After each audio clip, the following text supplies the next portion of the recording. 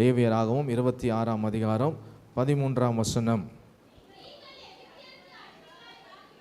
நீங்கள் எகிப்தியருக்கு அடிமைகளாய் இராதபடிக்கு நான் அவர்கள் தேசத்திலிருந்து உங்களை புறப்பட பண்ணி உங்கள் நுகத்தடிகளை முறித்து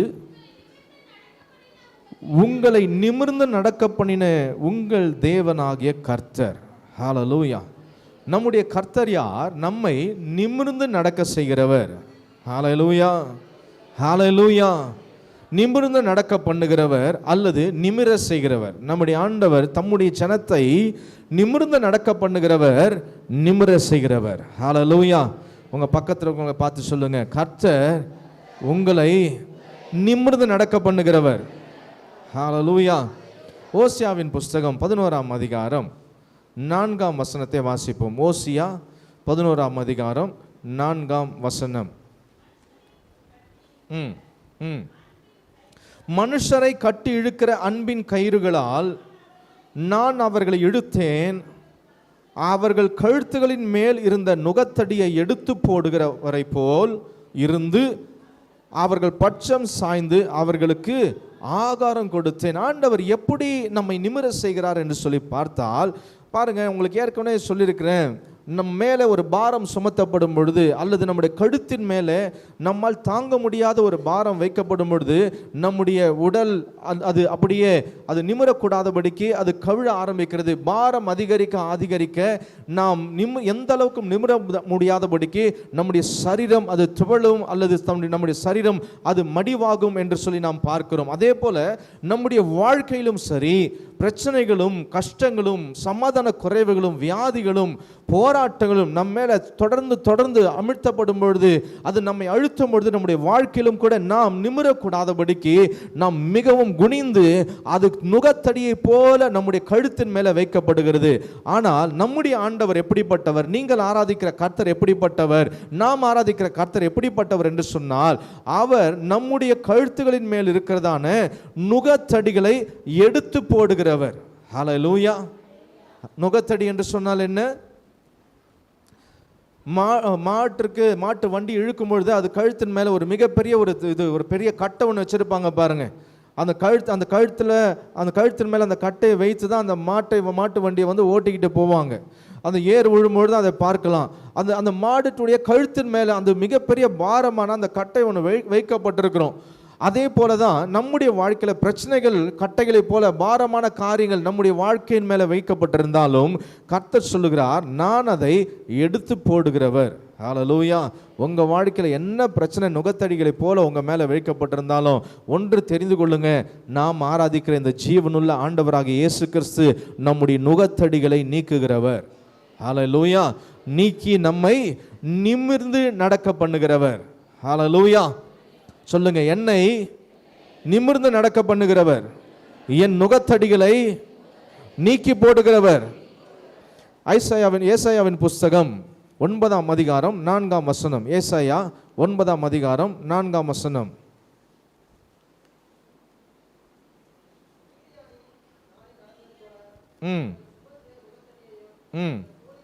அவர்கள் சுமந்த நுகத்தடியையும் அவர்கள் தோளின் மேல் இருந்த முறித்து போட்டேன் என்று சொல்லி நாம் பார்க்கிறோம். அங்கே ஆண்டவர் என்ன சொல்றாரு? மீதியானரின் நாளில் நடந்தது போல அவர்கள் சுமந்த நுகத்தடியையும் அவர்கள் தோளின் மேல் இருந்த மிலாற்றையும் அவர்கள் ஆலோட்டியின் கோலையும் முறித்து போட்டீர். ஒரு ஹல்லேலூயா சொல்ல மாட்டீங்களா? ஹல்லேலூயா. கர்த்தர் என்ன செய்கிறார் இங்க? நீங்கள் சுமந்த நுகத்தடிகளை அவர் முறித்து போடுவார் அல்ல, முறித்து போட்டார். என்னென்ன பிரச்சனைகள் எல்லாம் நீங்க சுமந்து கொண்டிருந்தீங்களோ அதை கர்த்தர் எடுத்து போட்டார். எத்தனை பேர் விசுவாசிக்கிறீங்க? நம்புறவங்க மாத்திரம் கரங்களை உயர்த்தி ஒரு ஹல்லேலூயா சொல்லலாமா? ஹல்லேலூயா.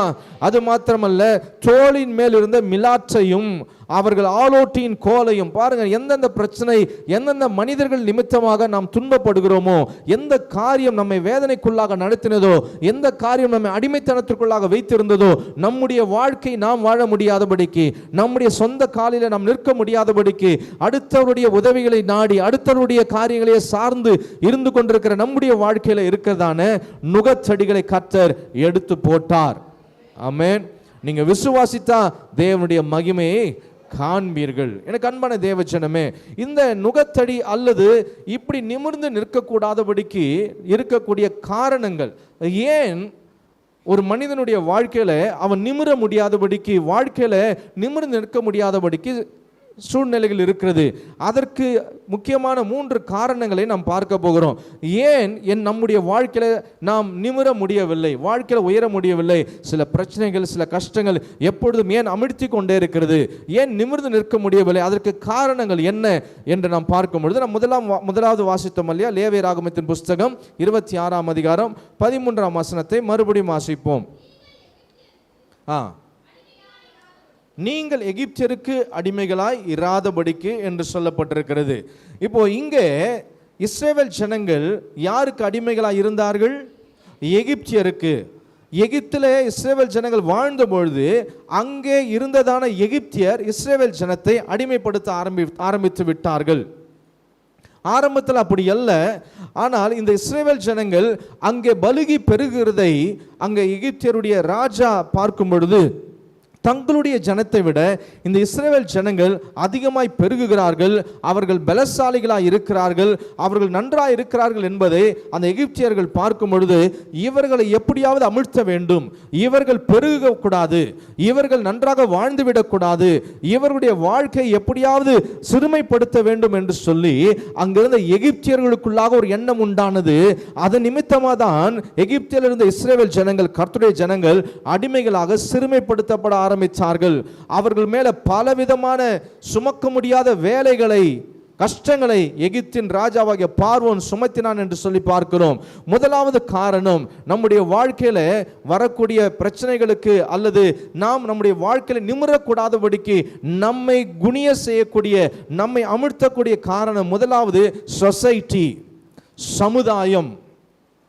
முதலாவது நம்மை சூழ்ந்திருக்கிற மனிதர்கள்.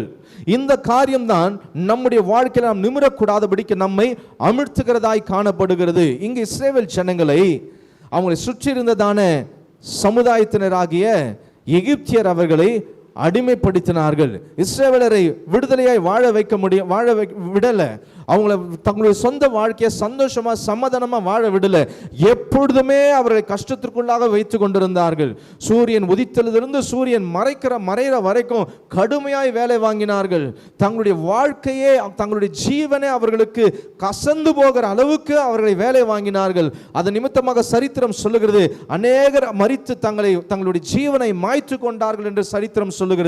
அந்த அளவுக்கு இஸ்ரவேல் ஜனங்களை எகிப்தியர்கள் துன்பப்படுத்தினார்கள், வேலை வாங்கினார்கள். எனக்கு அன்பான கர்த்தருடைய பிள்ளைகளே, இன்றைக்கு நம்முடைய வாழ்க்கையில கூட இப்படிப்பட்டதான சில பிரச்சனைகளுக்குள்ளாக நாம் கடந்து போகிறது. ஒருவேளை வேலை ஸ்தலத்தில் இருக்கலாம், வாழ்கிற இடத்துல இருக்கலாம், வசிக்கிற இடத்துல இருக்கலாம், அல்லது எந்த சூழ்நிலை நீங்கள் இருந்தாலும் நம்மை அமிழ்த்தக்கூடிய, நம்மை வளரவிடக்கூடாதபடிக்கு, நம்மை நிமிர செய்யக்கூடாதபடிக்கு நம்மை சுற்றிலும் ஒரு கூட்டம் எப்பொழுதுமே இருந்து கொண்டே தான் இருக்கும். நம்முடைய வாழ்க்கையில எப்பொழுதுமே நாம் ஆசீர்வதிக்கப்பட்டு விடக்கூடாது, இவர்கள் உயர்ந்து விடக்கூடாது, இவர்கள் பெருகிறார்கள் என்று சொன்னால் அவர்களை எப்படியாவது அவிழ்த்தி விட வேண்டும் என்று சொல்லி நமக்கு தெரியாமலும் நமக்கு தெரிந்தும் பல விதங்களிலே நமக்கு விரோதமான காரியங்களை செய்யக்கூடிய சமுதாயத்தில் தான் நீங்களும் நானும் வாழ்ந்து கொண்டிருக்கிறோம். முதலாவது காரியம் சமுதாயம் அல்லது மனிதர்கள், சொசைட்டி. எனக்கு அன்பான கர்த்தருடைய பிள்ளைகளை, ஒரு காரியத்தை நான் உங்களுக்கு காண்பித்துக் கொடுக்க விரும்புகிறேன். யோவான் எழுதின சுவிசேஷம் 8ஆம் அதிகாரத்துக்கு நேராக உங்கள் வேதாகமத்தை திருப்பிக் கொள்ளுங்கள். யோவான் எழுதின சுவிசேஷம் 8ஆம் அதிகாரம். இந்த 8ஆம் அதிகாரத்தில் முக்கியமாக ஒரு காரியத்தை நாம் பார்க்க முடியும். அங்கே இயேசு கிறிஸ்துவின் இடத்துல ஒரு பாவியான ஸ்திரீயை கொண்டு வராங்க. அங்கே இயேசு கிறிஸ்து அங்கே ஜெப ஆலயத்தில் இருந்து அவர் உபதேசிக்கும்படியாக அவர் அங்கே இருக்கிறார். தேவாலயத்தில் இருந்து அவர் உபதேசிக்கும்படியாக இருக்கும் பொழுது அங்கே சில வேதபாரர்கள், பரிசேயர்கள் எல்லாரும் ஒரு ஸ்திரியை என்ன பண்றாங்க, பிடித்து கொண்டு வந்து அந்த ஜனங்களுக்கு முன்பாகவும் இயேசு கிறிஸ்துவுக்கு முன்பாகவும் நிறுத்துகிறார்கள். நிறுத்தி இயேசுவை பார்த்து சொல்லுகிறார்கள், இவள் பாவியான ஸ்திரீ, இவள் பாவத்திலே இவளை நாங்கள் கண்டுபிடித்தோம் என்று சொல்லி ஆண்டவரிடத்தில் சொல்றாங்க. மோசேயின் நியாயப்பிரமாணத்தின்படி இவள் கல்லெறிந்து கொல்லப்பட வேண்டும், நீர் என்ன சொல்லுகிறீர் என்று சொல்லி அங்கே கேட்கிறார்கள். யோசித்து பாருங்க, அந்த சூழ்நிலையில அந்த சகோதரி, அந்த ஸ்திரீ எப்படி இருந்திருப்பாள் என்று சொல்லி இயேசு அங்க தேவாலயத்தில் உட்கார்ந்து அநேக ஜனங்களுக்கு உபதேசித்துக் கொண்டிருக்கிறார். அநேக ஜனங்கள் அங்க உட்கார்ந்து உபதேசத்தை கேட்டுக்கொண்டிருக்கிறாங்க. அந்த காலை வேளையில இவர்கள் மத்தியிலே சில பரிசேயர்களும் சில யூத மார்க்கத்தை சேர்ந்தவர்கள் ஒரு ஸ்திரியை கொண்டு வந்து இயேசுவுக்கு முன்பாகவும் அங்கே கூடி இயேசுவின் உபதேசத்தை கேட்டுக்கொண்டிருக்கிற ஜனங்களுக்கு முன்பாக ஒருத்தை கொண்டு வந்து நிறுத்தி வைத்து விட்டு அவள் மேல குற்றம் சாட்டுகிறார்கள். இப்போ அந்த சகோதரி, அந்த ஸ்திரீனுடைய மனநிலையை நாம் யோசித்து பார்க்கணும். அந்த நிலையில் அவள் நிற்கிறாள், இயேசுவையும் பார்க்கிறாள், அங்கு சுற்றி உட்கார்ந்து கொண்டிருக்கிற ஜனங்களை பார்க்கிறாள், தன்மேல் குற்றம் சுமத்துகிறதான பரிசேயர்களை பார்க்கிறாள். இப்பொழுது அந்த தனி மனுஷியாக அவள் அந்த இடத்துல எப்படி இருந்திருக்கணும், அந்த உள்ள எப்படி இருந்திருக்கும்? ஒன்று குற்றம் சாட்டுகிறார்கள், இன்னொன்று தண்டிக்கப்பட வேண்டும் என்று சொல்லுகிறார்கள். ஒரு பக்கம் வெட்கம், இன்னொரு பக்கம் மரண பயம். எல்லா ஜனங்களுக்கு முன்பாக வெட்கப்படுகிற ஒரு நிலையில் அவள் நிறுத்தப்பட்டிருக்கிறாள். அடுத்தது யூத கலாச்சாரத்தின்படி, மோசையின் நியாய பிரமாணத்தின்படி அடுத்தது இவளை கல்லெறிந்து சாகடிக்க வேண்டும். இதுதான் அவளுடைய நிலை, இதுதான் அந்த முடிவு. இப்பொழுது இந்த சூழ்நிலையில் தான் அவள் நிற்கிறாள், நிர்கதியாக நின்று கொண்டிருக்கிறாள். சுற்றி இருக்கிற ஜனங்கள் இவளுக்கு என்ன சம்பவிக்கும் என்று பார்க்கிற ஒரு கூட்டம் உண்டு. அதற்கடுத்தது இவள் இப்படிப்பட்டவள் ஆயிற்றே என்று சொல்லி பார்க்கிறார்கள். ஒரு பக்கம் ஒரு கூட்டம் இவளை சாகடிக்க வேண்டும் என்று சொல்லியும், ஒரு பக்கம் ஒரு கூட்டம் இவளை அவமானப்படுத்த வேண்டும் என்று சொல்லியும் பார்த்து கொண்டிருக்கிற ஒரு சூழ்நிலை. பாருங்க, சமுதாயம் இவளுடைய வாழ்க்கையை வெட்கப்படுத்தும்படியாக, இவளுடைய வாழ்க்கையை சீரழிக்கும்படியாக, இவளை எதிர்காலத்தை அழித்து போடும்படியாக ஒரு கூட்டம் எழும்பினது. இப்ப இயேசு இடத்துல வந்து கேட்கிறார்கள், நீர் என்ன சொல்லுகிறீர்? இங்கே வேத பாரகர்கள் பரிசேயர்கள் வந்து சொல்லும் பொழுது அவர்கள் இயேசுவின் இடத்துல எப்படி சொல்றாங்கன்னா, இப்போ 6ஆம் வசனத்தை வாசிங்க. 5ஆம் வசனம், இப்படிப்பட்டவர்களை கல்லெறிந்து கொல்ல வேண்டும் என்று மோசே நியாயப்பிரமாணத்தில் நமக்கு கட்டளையிட்டு இருக்கிறாரே, நீர் என்ன சொல்லுகிறீர்? இது என்ன, எதை காட்டுகிறது என்று சொன்னால், இவர்கள் இயேசுவுக்கே பாடம் சொல்லி கொடுக்குறாங்க. இவங்க என்ன பண்றாங்க? என்ன பண்ணணும்னு மாத்திரம் கேட்டிருந்தா விஷயம் வேற. ஆனா என்ன சொல்லிட்டாங்க? ஏற்கனவே நியாயப்பிரமாணத்துல இப்படி எழுதப்பட்டுருச்சு, அது எங்களுக்கு தெரியும், இப்போ நீங்க என்ன சொல்றீர்? அதுதான் அதுக்கு அர்த்தம். ஆண்டவருக்கே பாடம் எடுக்கக்கூடிய ஒரு கூட்டம் இந்த சமுதாயத்தில் இருக்கும். இப்போ ஆண்டவர் என்ன பண்றாரு? அவங்கக்கிட்ட எந்த பதிலுமே சொல்லல. ஏனென்றால் இவர்களுக்கு இயேசுவையும் குற்றப்படுத்தணும், அவளையும் சாகடிக்கணும், இந்த மனநிலையில் அவர்கள் இருக்கிறார்கள். இவர்கள் தொடர்ந்து இயேசுவை வற்புறுத்தி கொண்டே இருந்தபடியினாலே 7ஆம் வசனத்தில் வாசிங்க, அவர்கள் ஓயாமல் அவரை கேட்டுக்கொண்டிருக்கையில் அவர் நிமிர்ந்து பார்த்து, உங்களில் பாவம் இல்லாதவன் இவள் மேல் முதலாவது கல்லெறிய கடவன் என்று சொல்லி. பாருங்க, நம்மை நிமிர செய்கிற கர்த்தர் நமக்காக அவர் நிமிர்ந்து பார்க்கிறார். ஹல்லேலூயா. பாருங்க, அது வரைக்கும் அவர் தரையில் குனிந்து அவர் ஏதோ எழுத ஆரம்பித்து விட்டார். என்ன எழுதுறாருன்றது ஆவியானவர் வேதத்தில் வெளிப்படுத்தல. சிலவங்க கற்பனையில் ஏதோ சொல்லிக்கிட்டு இருக்கிறாங்க, இதை எழுதியிருப்பார் அதை எழுதியிருப்பார்னு. அது எதுவுமே வெளிப்படுத்தப்படவில்லை. இவர்களுக்கு பதில் சொல்லக்கூடாது என்பதற்காக அங்கிருந்த தரையில் அவர் தன்னுடைய விரலினாலே, அந்த தூசி இருந்திருக்கலாம், அந்த இடத்துல மண் இருந்திருக்கலாம், அதில் ஏதோ அவர் எழுதியிருக்கிறார் பதில் சொல்லுகிறத அவாய்ட் பண்ணுறதுக்காக. ஆனாலும் தொடர்ந்து அவரை வற்புறுத்தின பொழுது இவளுக்காக இயேசு நிமிர்ந்து பார்த்தார். ஹல்லேலூயா. எந்த சமுதாயம் ஒரு ஸ்திரீயை அழிக்க நினைத்ததோ, வெட்கப்படுத்த நினைத்ததோ, அவர்களுக்காக இயேசு தன் தலையை உயர்த்தி பார்த்தார். ஹல்லேலூயா. எனக்கு அன்பான தேவ ஜனமே, இன்றைக்கு உங்களை இந்த சமுதாயத்தினர் வெட்கப்படுத்துறாங்களா? உங்க கஷ்டத்தின் சூழ்நிலையை அவர்கள் சாதகமாக்கி கொண்டு உங்களை வேதனைப்படுத்துகிறார்களா? மற்றவர்கள் நீதிமான்களைப் போலவும் உங்களை குற்றவாளிகளைப் போலவும் இந்த சமுதாயம் பாவித்து கொண்டிருக்கிறதா? உங்களை வெட்கத்துக்குள்ளாக வேதனைக்குள்ளாக நடத்தி கொண்டிருக்கிறார்களா? உங்களுக்கு நான் இந்த காலை வேளையில் கர்த்தருடைய நாமத்தினால சொல்லட்டும், உங்களை நிமிர்ந்து நடக்க பண்ணும்படியாக கர்த்தர் உங்களுக்காக தன்னையே நிமிர்ந்து பார்க்கிறவர். ஹல்லேலூயா, ஹல்லேலூயா.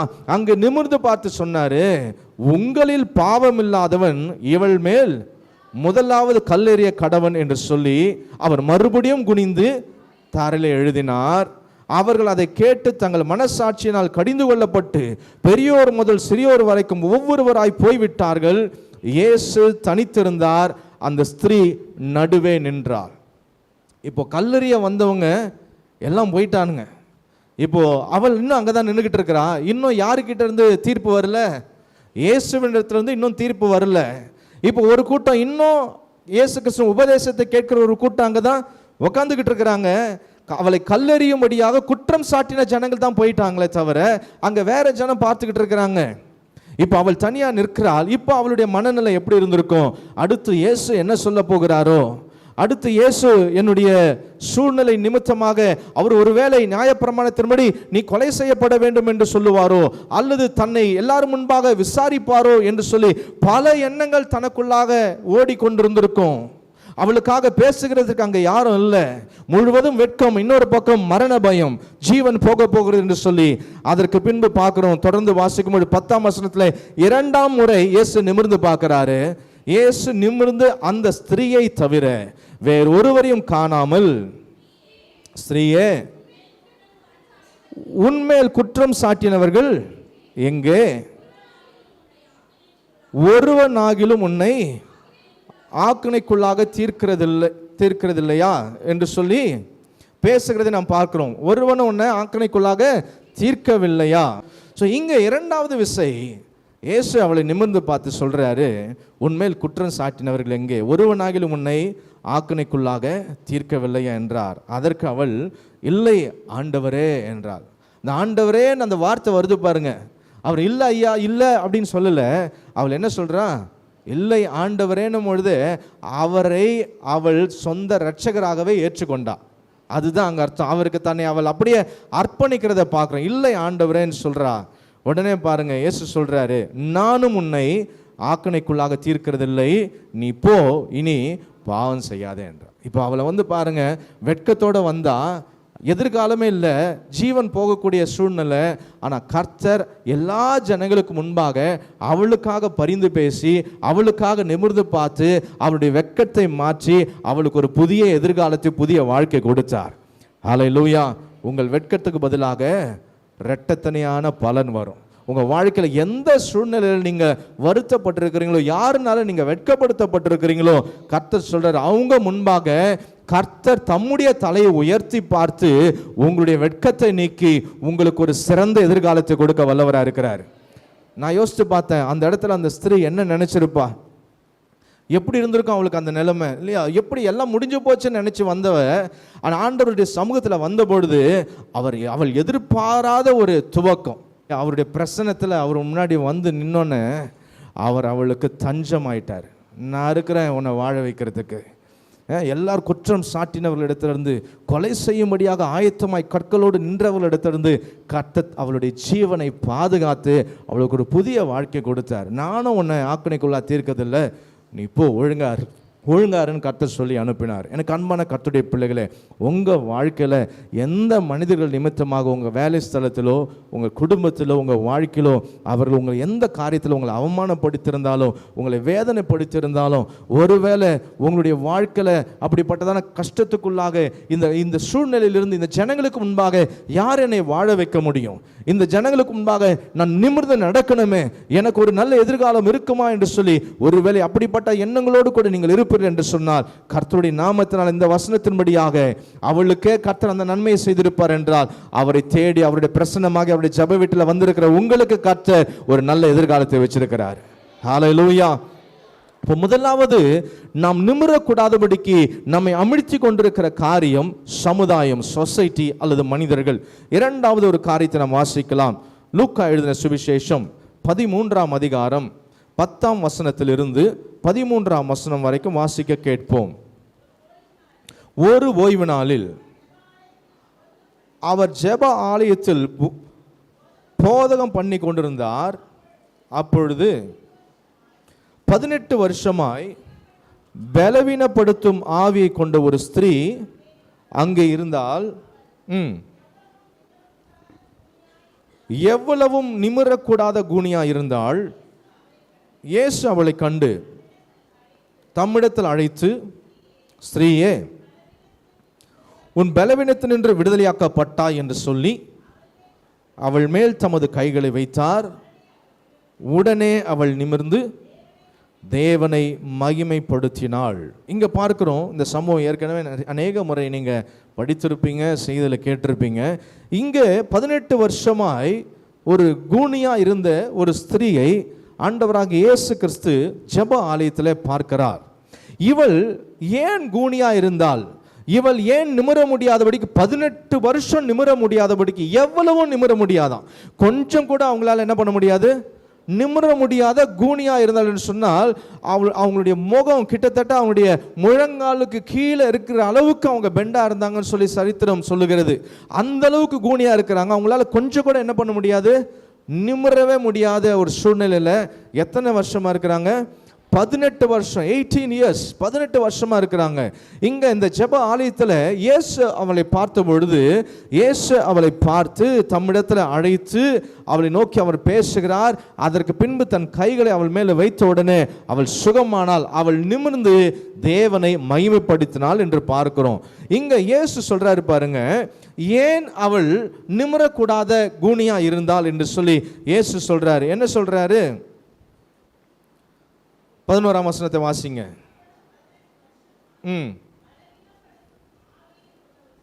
பலவீனப்படுத்தும் ஒரு ஆவி. இயேசு சொல்றது 16ஆம் வசனத்தில் பாருங்க, இதோ சாத்தான் 18 வருஷமாய் கட்டியிருந்த ஆபிரகாமின் குமாரத்தியாகிய இவளை ஓய்வு நாளில் இந்த கட்டிலிருந்து அமிழ்த்து விட வேண்டியதில்லையா என்றார். இப்போ இவள் நிமிர முடியாத கூனியா இருந்ததற்கு காரணம் யார்? வசனத்தை தானே வாசித்தோம். இயேசுவே சொல்றார், இதோ சாத்தான் 18 வருஷமாய் கட்டியிருந்த. அப்போ இவள் நிமிரக்கூடாதபடிக்கு இவளுக்குள்ள இருந்த பலவீனம் யாருனால வந்திருந்தது? சாத்தான் கொடுத்த பலவீனம். முதலாவது சொன்ன சொசைட்டி, இரண்டாவது சாட்டன்.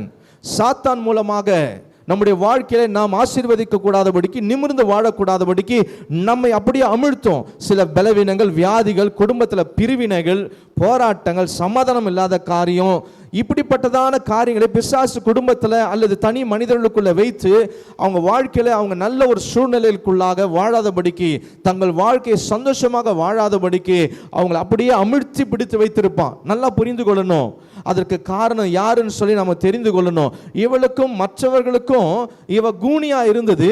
இவளுக்குள்ள இருந்த ஒரு சிக்னஸ், டிசீஸ் அல்லது வீக்னஸ் நினைச்சிருப்பாங்க. ஏதோ ஒரு பலவீனம், ஏதோ ஒரு வியாதி, ஏதோ எதர்ச்சியா ஏதோ சரீரத்தில் ஏற்பட்டது நினைச்சாங்க. ஆனா உண்மையா அது அப்படி அல்ல. உண்மையாக சரீரத்தில் இருந்த பலவீனம் அல்ல, அதற்கு காரணம் சாத்தான் என்று இயேசு சொன்னார். அல்லேலூயா. அப்போ இயேசு அதை ஐடென்டிஃபை பண்றாரு, கண்டுபிடிச்சு அவளை அங்க சுகப்படுத்துறார். சாத்தான் இடத்திலிருந்து அவளை கர்த்தர் விடுதலை ஆக்குகிறார். அப்போ நம்முடைய வாழ்க்கையில போராட்டங்களுக்கும் பிரச்சனைகளுக்கும் எப்பொழுதுமே மனிதர்கள் காரணம் கிடையாது.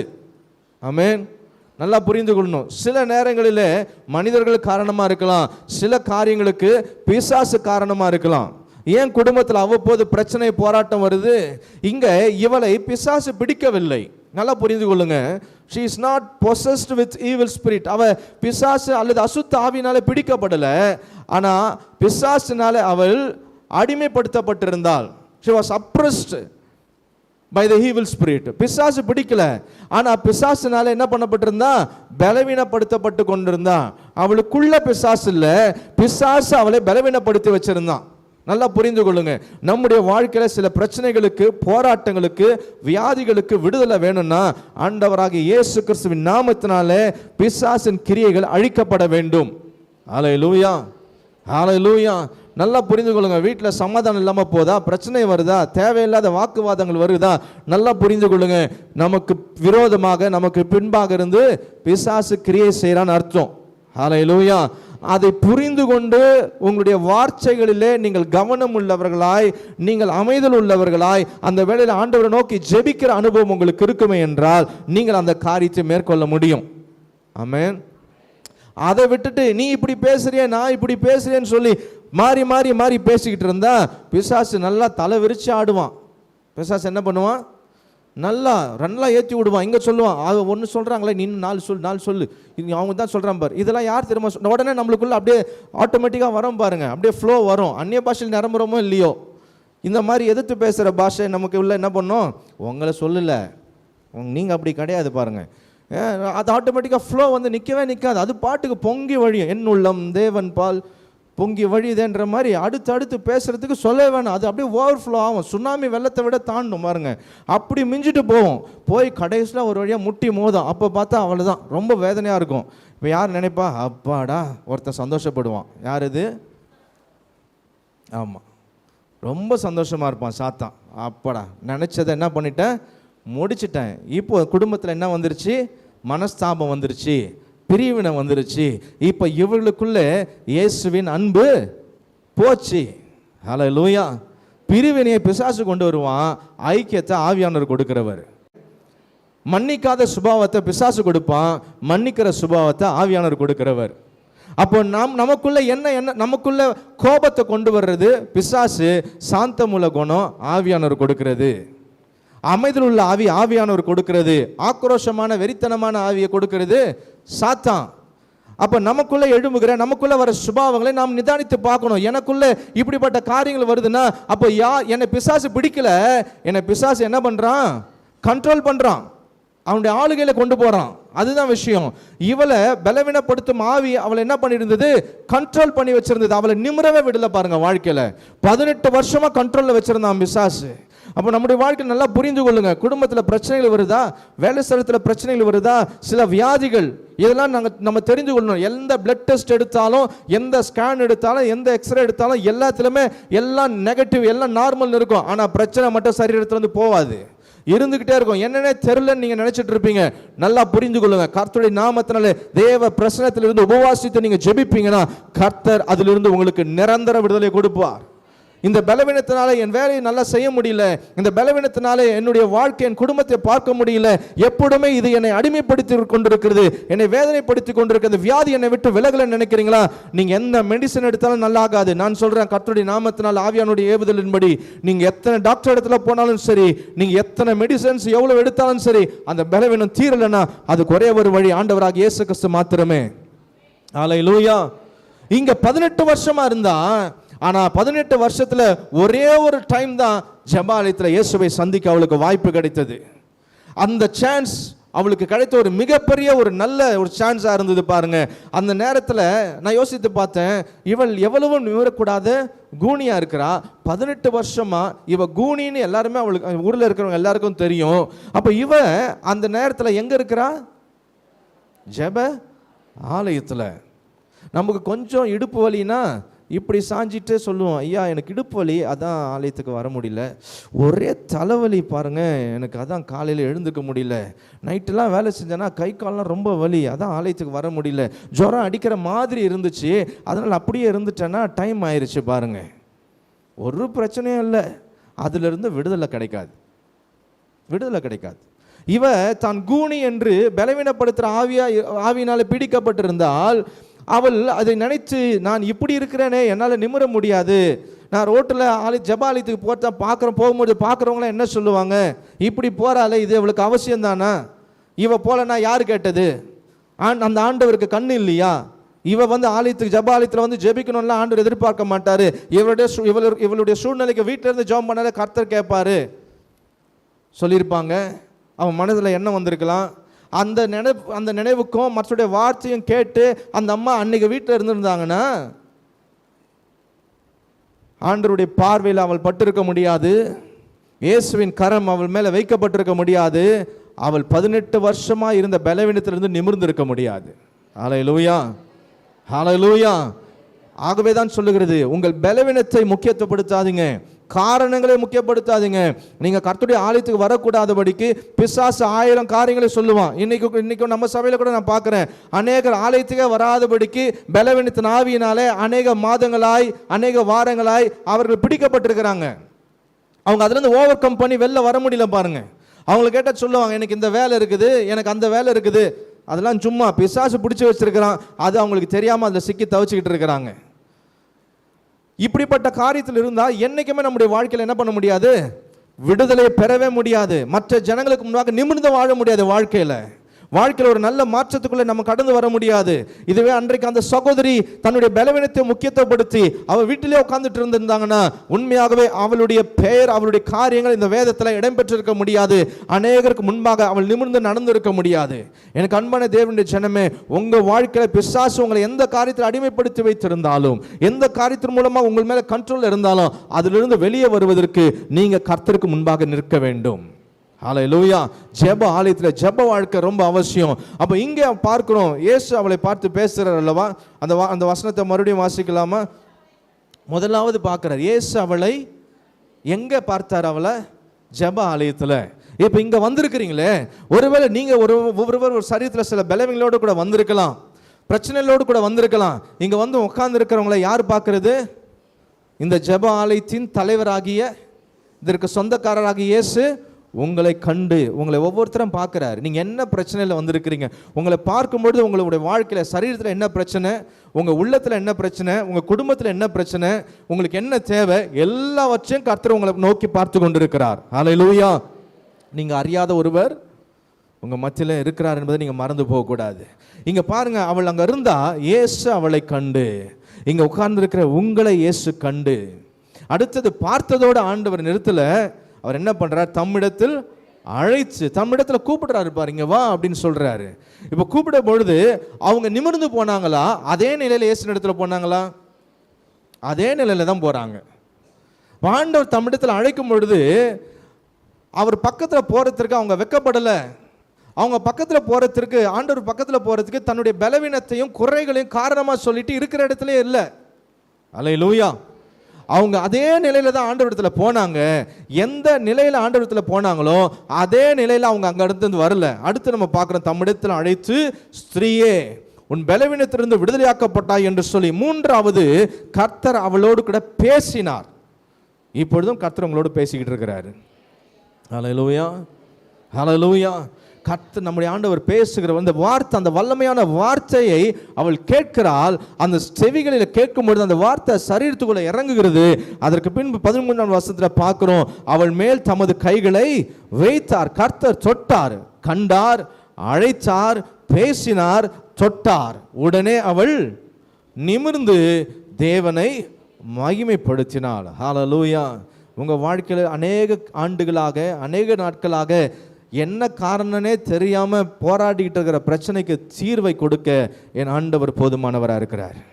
எந்த வியாதியா இருந்தாலும் சரி, எப்படிப்பட்ட வியாதியா இருந்தாலும் சரி, அதற்கு தீர்வு கர்த்தரால் கொடுக்க முடியும். ஆமென். உங்களை நிமிர்ந்து நடக்க செய்கிற கர்த்தர். அவளை பார்த்து ஒரு காரியத்தை ஆண்டவர் சொல்றாரு பாருங்க, 16வது வசனத்துல, இதோ சாத்தான் 18 வருஷமாய் கட்டியிருந்த அவள் யாரா? ஆபிரகாமின் குமாரத்தி. யாரை பிசாசு கட்டி வச்சிருந்தான்? ஆபிரகாமின் குமாரத்தி. விசுவாசிகளையும் பிசாசு பலவீனத்தினால ஆளுகை செய்ய முடியும், கட்டி வைக்க முடியும். இங்க ஆண்டவர் சொல்றாரு ஆபிரகாமின் குமாரத்தி என்று சொல்றாரு. இது எதற்கு அடையாளம்னா, உடன்படிக்கையின் உறவுக்கு அடையாளம். எதற்கு அடையாளம்? உடன்படிக்கையின் உறவு. ஆபிரகாமோடு கூட தேவன் உடன்படிக்கை செய்திருக்கிறார், அவனுடைய சந்ததிகளோடு கூட தேவன் உடன்படிக்கை செய்திருக்கிறார். இங்கே அந்த உடன்படிக்கையில் அவள் இருந்தபடினால தான், அந்த உடன்படிக்கைக்கு பாத்திரமானாய் அவள் காணப்பட்டபடினால ஆண்டவர் அவளை பார்த்து சொல்றாரு, இவள் ஆபிரகாமுடைய குமாரத்தி, இவளை நான் விடுவிக்க வேண்டாமா?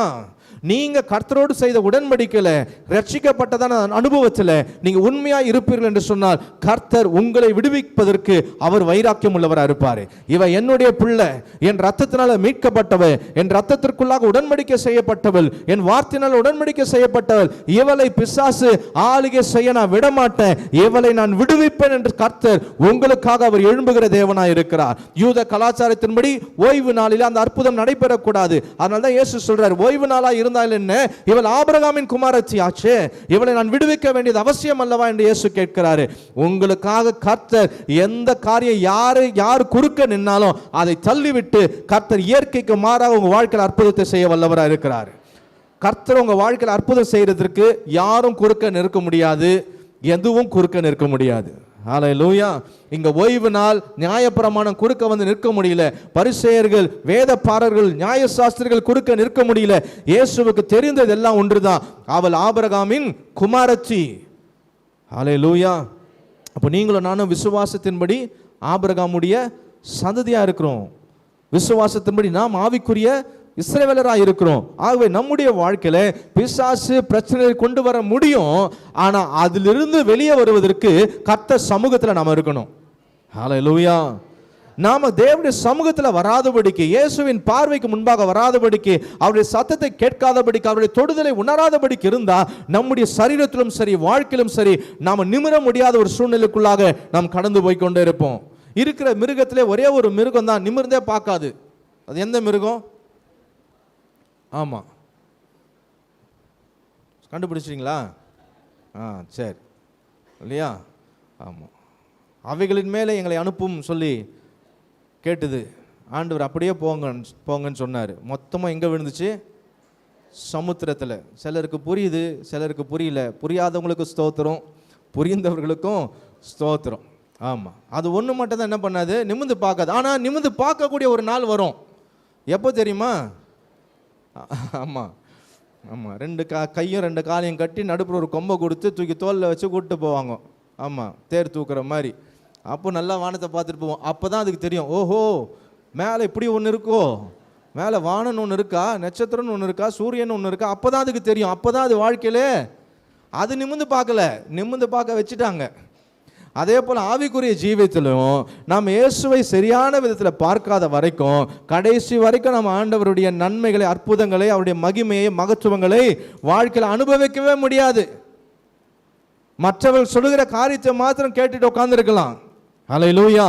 இப்போ தேவ சமூகத்தில் கர்த்தருக்கு முன்பாக வருகிற அனுபவம் இருந்தால் கர்த்தர் நம்மை நிமிர செய்கிற தேவனாக இருக்கிறார். அடுத்ததாக ஒரு காரியம் வாசிக்கலாம். லூக்கா எழுதின சுவிசேஷம் 5ஆம் அதிகாரம் 18ஆம் வசனம். அப்பொழுது சில மனுஷர் திமிர்வாதக்காரன் ஒருவனை படுக்கையோடு எடுத்துக்கொண்டு வந்து அவனை உள்ளே கொண்டு போகவும் அவர் முன்பாக வைக்கவும் வகை தேடினார்கள். இப்போ இந்த சம்பவம் உங்களுக்கு தெரியும். ஒரு திமிர்வாதக்காரன் இயேசு கிறிஸ்து வந்திருக்கிறார்னு அவனுடைய நண்பர்கள் கேள்விப்படுகிறார்கள். ஆனால் இயேசு கிறிஸ்து இருக்கிற வீட்டில் திரளான ஜனங்கள், உள்ளே வர்றதுக்கு வழியே இல்லை. அப்போ என்ன பண்ணுறாங்கன்னா, அவனுடைய நண்பர்கள் அவனை கட்டிலோடு கூட எடுத்துக்கொண்டு வந்து இயேசு இருந்த வீட்டின் மேல் இருந்ததான அந்த ஓட்டை பிரித்து அதற்குள்ளாக அவனை இறக்குகிறார்கள். அவனை இறக்கின உடனே இயேசு அவனை பார்த்து அவனை சுகப்படுத்துகிறார். சுகப்படுத்திவிட்டு ஆண்டவர் அவனை பார்த்து சொல்கிறார் பாருங்க, 20ஆம் வசனத்தில், அவர்களுடைய விசுவாசத்தை அவர் கண்டு திமிர்வாதக்காரனை நோக்கி, மனுஷனே உன் பாவங்கள் உனக்கு மன்னிக்கப்பட்டது என்றார். 25ஆம் வசனம், உடனே அவன் அவர்களுக்கு முன்பாக எழுந்து தன் படுக்கை எடுத்துக்கொண்டு தேவனை மகிமைப்படுத்தி தன் வீட்டுக்கு போனான் என்று சொல்லி பார்க்கிறோம். முதலாவது சொன்ன ரீசன் சொசைட்டி, இரண்டாவது சாத்தான், மூன்றாவது செல்ஃப் ஆர் சின், மூன்றாவது நாமே நம்முடைய பிரச்சனைகளுக்கு நிமிரக்கூடாதபடிக்கு வாழ்க்கையில் இருப்பதற்கு நாமே காரணமாக இருப்போம், இல்லை நம்முடைய பாவங்கள் காரணமாக இருக்கும். 3 காரியங்கள், சொசைட்டி, சாட்டன், இரண்டாவது செல்ஃப் ஆர் சின். முதலாவது சமுதாயம், இரண்டாவது சாத்தான், மூன்றாவது சுயம் அல்லது பாவம். இங்க பார்க்கிறோம், இந்த திமிர்வாதக்காரனை கர்த்தர் எப்படி சுகமாக்கினாரு? அவன் பாவத்தை ஆண்டவர் என்ன பண்ணாரு? மன்னிச்சார். கவனிக்கிறீங்களா? இவனுக்கு எப்படி சுகம் வந்தது? அவன் படுக்கையில இருந்தவன், அவனால் எழுந்திருக்க முடியாது. அவனை கொண்டு வர்றதுக்கு வேற ஆட்கள் தேவைப்பட்டது. இப்பொழுது இயேசுவின் முன்பாக வந்த பொழுது அவனை பார்த்து இயேசு சொன்னாரு, உன் பாவங்கள் உனக்கு மன்னிக்கப்பட்டது என்று சொன்னாரு. உடனே அவன் அவர்களுக்கு முன்பாக எழுந்து தன் படுக்கை எடுத்துக்கொண்டு தேவனை மகிமைப்படுத்தி, அப்ப இவன் படுக்கையில திமிர்வாதக்காரனா செயல்பட முடியாத ஒரு வாழ்க்கை அவனுக்கு இருந்ததுக்கு காரணம் சமுதாயம் அல்ல, சாத்தான் அல்ல, இவனுடைய சுயம் அல்லது இவனுடைய பாவம். இவன் தான் இவனுக்கு காரணமாகவே இருக்கிறான். இன்னைக்கு நம்முடைய வாழ்க்கையில தெளிவா இருக்கணும். என்னுடைய வாழ்க்கையில நான் உயராமல் இருப்பதற்கு, என் வாழ்க்கையை நான் ஆசீர்வாதமாய் வாழாமல் இருப்பதற்கு, என் வாழ்க்கையில் நான் நிமிர்ந்து நடக்கக்கூடாதபடிக்கு எது காரணம்? என்னை சுற்றி இருக்கிற சமுதாயமா, அல்லது எனக்கு விரோதமாக கிரியை செய்கிற சாத்தானா, அல்லது நானா, என்னுடைய பாவமா என்று சொல்லி நம்மை நாமே நிதானித்து பார்க்க வேண்டும். இன்னொரு வசனத்தை காண்பிக்கிறேன். யோவான் எழுதின சுவிசேஷம் 5ஆம் அதிகாரம் 5ஆம் வசனம். நான் வசனத்தை சொல்லும் பொழுது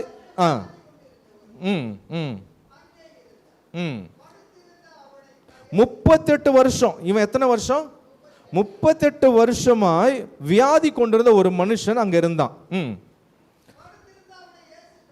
8ஆம் வசனத்தை வாசிங்க. இயேசு அவனை நோக்கி, எழுந்திரு, நட என்றார். உடனே அந்த மனுஷன் சொஸ்தமாகி நடந்து போனான். 14ஆம் வசனத்தை வாசிங்க. அதற்கு பின்பு இயேசு அவனை தேவ ஆலயத்தில் கண்டு, இதோ நீ சொஸ்தமானாய், அதிக கேடானதொன்றும் உனக்கு வராதபடிக்கு. என்ன வராதபடிக்கு? உங்க பைபிள் என்ன போட்டிருக்கு? என்ன வராதபடிக்கு? கேடு வராதபடிக்கா, அதிக கேடு வராதபடிக்கா? அதிக கேடு. ஏற்கனவே கேடு வந்துருச்சு, அதுலேருந்து உன்னை நான் காப்பாற்றிட்டேன்.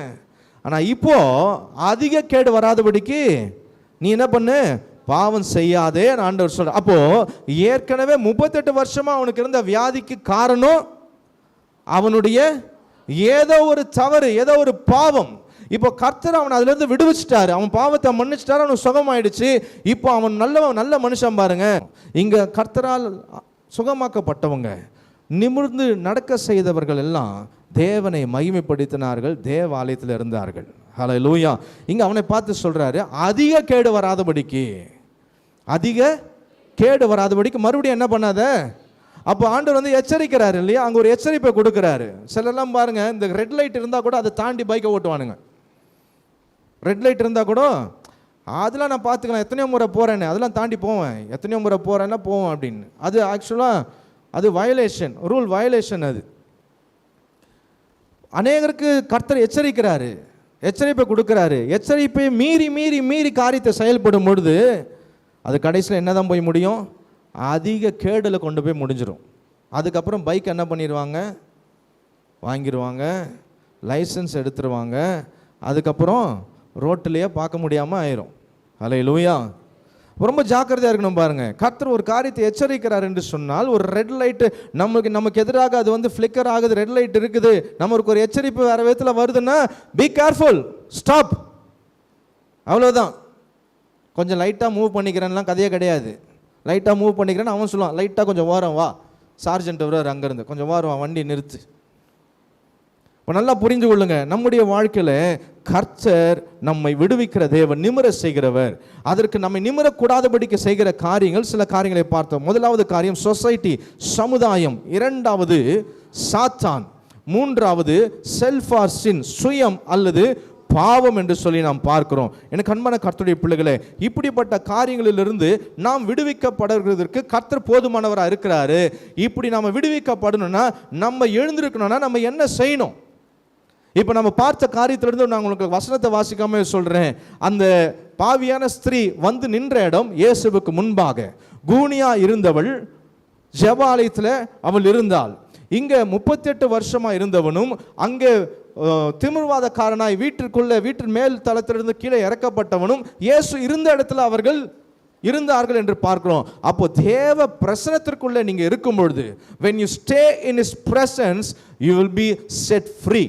நீங்க கர்த்தருடைய பிரசன்னத்துக்குள்ள இருந்தா மாத்திரம்தான், கர்த்தர் இருக்கிற இடத்துல நீங்க வந்தா மாத்திரம்தான் இந்த 3 காரியங்களினாலும் நீங்கள் அமிழ்த்தப்பட்டு நிமிரக்கூடாத அளவுக்கு உங்க வாழ்க்கையில அமிழ்த்தப்பட்டிருந்தாலும் கர்த்தர் உங்களை நிமிர செய்ய வல்லவராக இருக்கிறார். இரண்டாவது, be filled in power, அவருடைய வல்லமையினாலே நிரம்பி இருக்கணும். மூன்றாவது, be watchful in prayer. மறுபடியும் சொல்றேன், stay in his presence, be filled in power, be watchful in prayer. ஜெபத்தில் வீழ்த்திருங்க, அதிகமாக ஜெபிக்கிறவங்களா நீங்க இருக்கணும். இப்படிப்பட்ட காரியங்களில் இருந்தால் மாத்திரம்தான் உங்க வாழ்க்கை மேல அமிழ்த்தப்பட்டிருக்கிற, சுமத்தப்பட்டிருக்கிற இப்படிப்பட்ட எந்த காரியங்களா இருந்தாலும் அதிலிருந்து அந்த நுகத்தடியை கர்த்தர் நீக்கி உங்களை நிமிர செய்ய வல்லவராக இருக்கிறார். ஹல்லேலூயா, ஹல்லேலூயா. அவருடைய பிரசன்னத்தில் நீங்க தரித்து இருக்கணும், அவருடைய வல்லமையில நீங்க நிரம்பி இருக்கணும், நீங்க ஜெபத்தில் விழிப்பா இருக்கணும். ஹல்லேலூயா. ஜெபிக்கிறதுக்கு முன்னாடியும் விழிப்பா இருக்கிறேன், ஜெபம் பண்ணதுக்கு அப்புறமா விழிப்பா இருக்கிறேன்.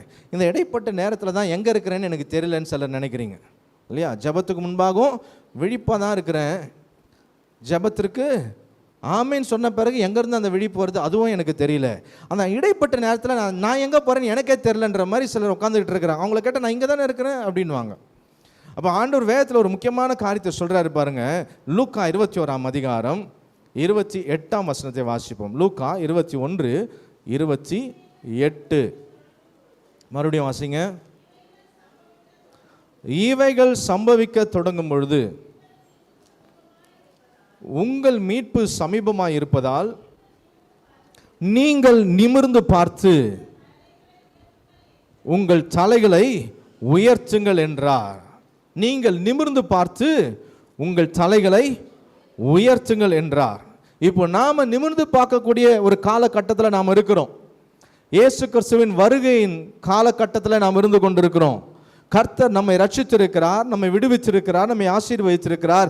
இப்போ நமக்கு சொல்லக்கூடியதான வார்த்தை இயேசு நமக்கு சொல்லியிருக்கிறாரு, நான் என்னுடைய வருகைக்கு அடையாளமான காரியங்கள் சம்பவிக்கும் பொழுது நீங்க என்ன பண்ணணும்? நீங்கள் நிமிர்ந்து பார்த்து உங்கள் தலைகளை உயர்த்துங்கள். ஹல்லேலூயா.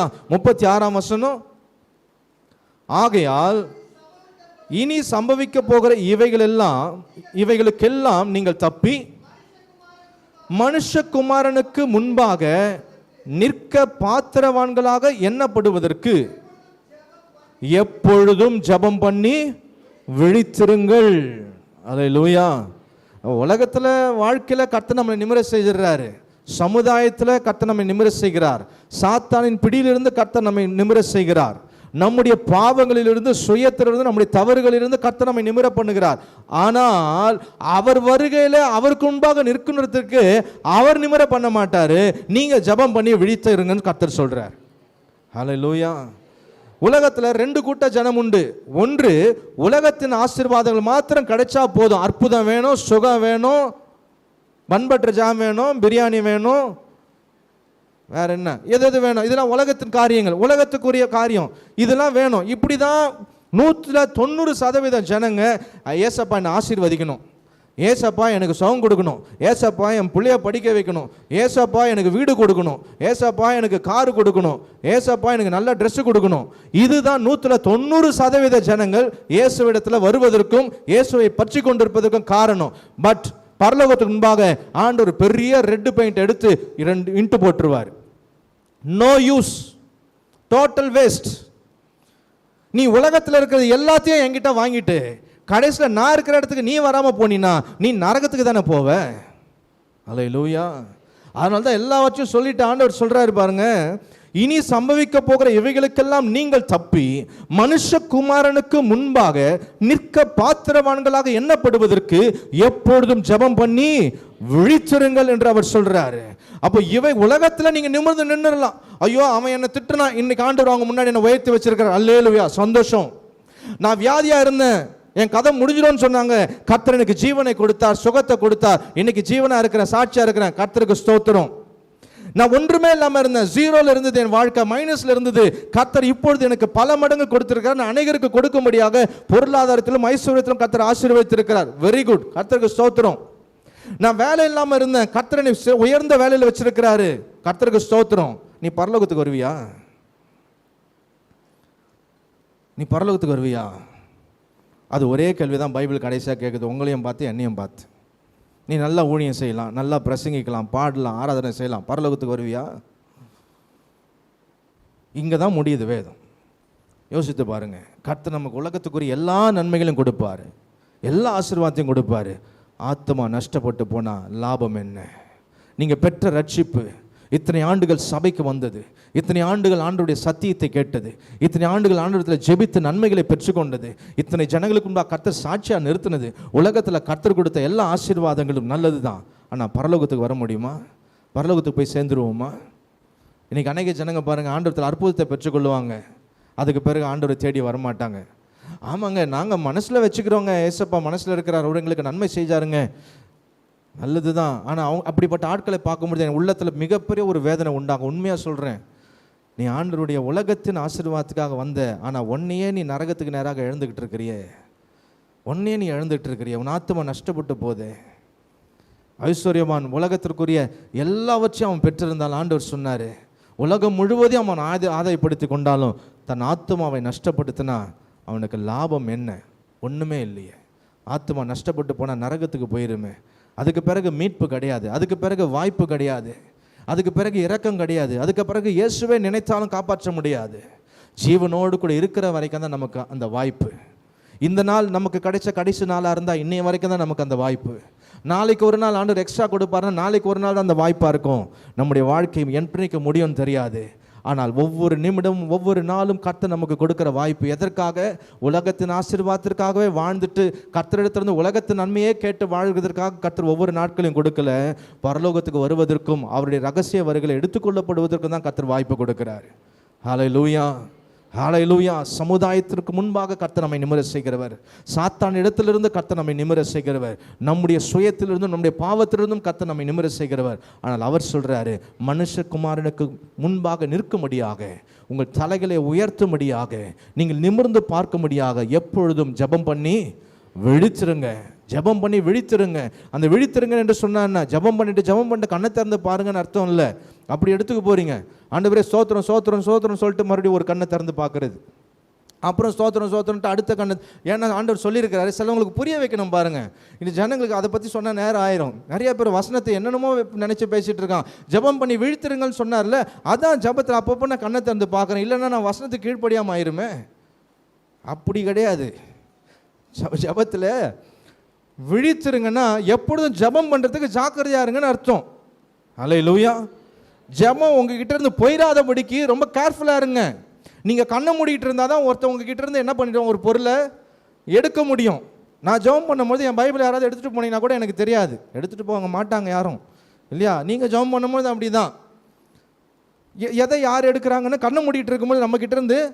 அதனால தான் ஆண்டவர் சொல்கிறாரு, உன் ஜெப வாழ்க்கை எடுத்து போடாதபடிக்கு நீ விழிப்பாரு. ரொம்ப கேர்ஃபுல்லாரு. உன்னுடைய ஆவிக்குரிய வாழ்க்கையில், உன் ஜெப வாழ்க்கையில் விழிப்பாரு. எப்பொழுதுமே ஜெபம் பண்ணனான்னு உனக்குள்ள ஒரு கேள்வி இருக்கணும். ஜெபம் பண்ணலையா? ஜெபம் பண்ணணும். தொடர்ந்து ஜெபிக்கணும். ஆண்டவரோடு கூட உறவாடணும். ஆண்டவரோடு கூட இருக்கிற அந்த உறவை நீ எப்பவுமே புதுப்பித்து கொண்டிருக்கணும்னு ஆண்டவர் சொல்றாரு. இதை மிஸ் பண்ணிட்டினா நீ மனுஷகுமாரனுக்கு முன்பாக நிற்க முடியாது. ஹல்லேலூயா. ஆகவே கர்த்தர் நம்மை 3 காரியத்திலிருந்து நிமிர செய்கிறவர். அல்லது இந்த உலகத்தில் 3 காரியங்கள் நம்மை நிமிர செய்யக்கூடாதபடிக்கு நம்மை அமிழ்த்துகிற காரியம். 1 சொசைட்டி, சமுதாயம். இரண்டாவது சாத்தான். 3வது செல்ஃப் சின், சுயம். இந்த காரியம் பாவம். நாமே நமக்கு நிமிரக்கூடாதபடிக்கு நம் பாரமாய் போகிறோம். ஆனால் இவை எல்லாவற்றிலிருந்து கர்த்தர் அவர்களை நிமிர செய்தார் என்பதற்கு வேதத்தில் தேவன் சாட்சியை வைத்திருக்கிறார். ஆனால் வைத்துவிட்டு கர்த்தர் சொன்னாரு, நீங்கள் நிமிர்ந்து பாருங்க, கர்த்தருடைய வருகை வெகு சமீபத்தில் இருக்குது. ஹல்லேலூயா. அவர் சீக்கிரம் வராரோ இல்லையோ, நாம சீக்கிரம் போறோமோ இல்லையோ, அவருக்கு முன்பாக நிற்பதற்கு நாம் பாத்திரவான்களாக இருக்கணும். ஆமென். ஹல்லேலூயா. இயேசு கிறிஸ்துவின் வருகையை மறக்காதீங்க, பரலோக ராஜ்யத்தை மறக்காதீங்க, நித்திய ஜீவனை மறக்காதீங்க. எதை மறந்தாலும் இது 3 என்ன பண்ணக்கூடாது, மறக்கவே கூடாது. ஹல்லேலூயா.